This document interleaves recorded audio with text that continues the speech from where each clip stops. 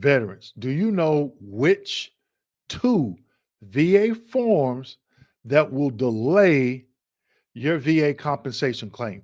In today's video, I'm going to share these two forms with you, explain how they will delay your claim, but most importantly, what can you do as the veteran to avoid this?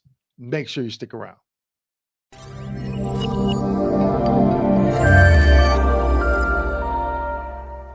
Hello, everyone, and welcome back to my channel. My name is Dwayne. I got a video for that Kimball, United States Army veteran and retired VA rating specialist. Today's video: what two VA forms that will delay your VA claim. But before we get into today's video, make sure you go ahead and hit that like, subscribe, and notification button. Also, in the description section, I have the link where you can register for my upcoming annual training. Unlock your VA disability compensation benefits. This is a 2-day virtual event. It will be held on August 26th and the 27th from 6 p.m. to 8 p.m. Eastern Standard Time. Now, one thing to keep in mind about this training: it will not be recorded. Okay, I'm gonna say it again. It will not be recorded. So if you register, sign up, make sure you show up. Okay. So today's video: what two VA forms, if you complete these forms, it will definitely put a hold, delay on your claim. So I'm going to go ahead and take you to the VA's website and share this information. Let's go ahead and get into it. Okay. So here we're at the VA's website. All right. Says authorize the release of non-VA medical information to the VA. Authorization to disclose information to the Department of Veterans Affairs, VA Forms 21-4142 and 21-4142 Alpha. Now, it also states complete this form if you want to give us, meaning the VA, permission to request your records from a non-VA source to support your benefit claim. You can also use this form to authorize release of records on behalf of a veteran you support. Okay.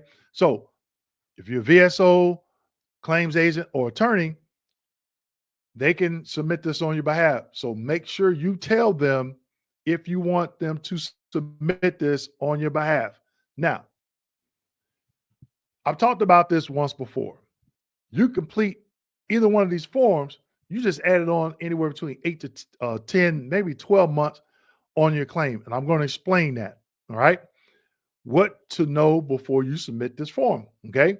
If you already provided your private non-VA medical records to us, or if you intended to get them yourself, you don't need to submit this form. I'm going to repeat that. Or if you intended to get them yourself, that's a clue. You don't need to submit this form. Submitting this form in this case will add time to your claim process. They're telling you it's going to add more time. All right. You don't need to submit this form to request VA medical records. Okay. Raters have access to those records under a system called Capri. All right. Progress notes at a VA medical center. By law, we can't pay any fees that may come from requesting your medical records. All right. That's a nugget that they're giving you. Okay. Now, then it says sign in. I'm not going to do any of that. Okay. So let's get into these forms. Okay. This is the first form: authorization to disclose information to the Department of Veterans Affairs. Right quick, I want to say, yep, this is the 4142. Okay. VA form 21-4142. If you want the VA to go out and get these records for you, I'm not saying not do it, but if you do, just understand they've already told you it's going to add time onto your claim. But any VA form, look at the expiration date in the top right-hand corner, August 31st, 2027. You want to make sure you go to the VA's website and get this form if you want them to get these records for you, okay? Authorization to disclose information to the Department of Veterans Affairs. The 4142 is for non-medical records, okay? So we have the veteran's identification information, you have the veteran's name, social security number, date of birth, the mailing address, telephone number, and then number 8, email address. I would never put my email on any VA form, okay? Here's why. Because if you ever file a complaint and you request a call back from, let's say, a supervisor or just a call, they have that email. They may try and be slick and send you an email instead of calling you back. And in that email, it may be an answer that you're like, wait a minute, you didn't even answer my question. But if they call you, oh, you know if they're going to answer that question or not. That's why I wouldn't do it. But this is your claim. It'll be totally up to you. Okay. Now keep going. Identification for records VA is requesting. Patient's name, social security number, information regarding source of records. Medical sources, hospitals, social workers, consulting examiners used by the VA, employers, insurance, et cetera, et cetera, et cetera. Okay. Now, this form, you want to make sure you read this entire form. Records to be released to the Department of Veterans Affairs. Make sure you go through and you read this, because here it says, I voluntarily authorize and request disclosure all my medical records, including information related to my ability to perform tasks of daily living. This includes specific permission to release all records. And guess what? Drug abuse, sickle cell, HIV. All right. You're giving them a lot of access when you complete these forms. Okay. Also, I want to point out, this is page 2. At the top of page 2, make sure you put your social security number. That's very important. And if you send in any documents or multiple documents that are not VA forms, make sure you put your social security number on the top, the side, or somewhere where they can see it. Okay. It says, number 12, if my consent to this information is limited, the limitation is written here. Let them know, okay, I only want you to get these specific documents, okay? So when they send this to the source, all right, that source should only send them what you are requesting them to send. If it's limited, make sure you put that there, okay? That's very important. So it's sort of like a limited power of attorney, if you will, okay? You're giving them permission, but you're not giving them permission to get everything, okay? Let's keep going. They have some additional information here, privacy. Then it goes into where to send your written correspondence, okay? Make sure you read this, people. You get the right address where you want to send this to, okay? Now, we're talking about compensation claims. We're not talking about pension, fiduciary, Board of Veterans Appeals. We're talking about the compensation claims, all right? Now we're getting into the 4142, general release for medical provided information to the Department of Veterans Affairs. Expiration date, 8/31/2027. Okay. So before I get into this document, how these documents, especially this one, when it comes to the medical records and the other one, how to avoid them. When you complete this form, and especially when on the 526CZ or the 0995, in the section where it asks you, have you received medical treatment? And you write that doctor's name, the location in there. That's where you add time onto your claim, because by law, they have to send you one of these documents. More than likely, it's going to be the 4142 alpha. Okay.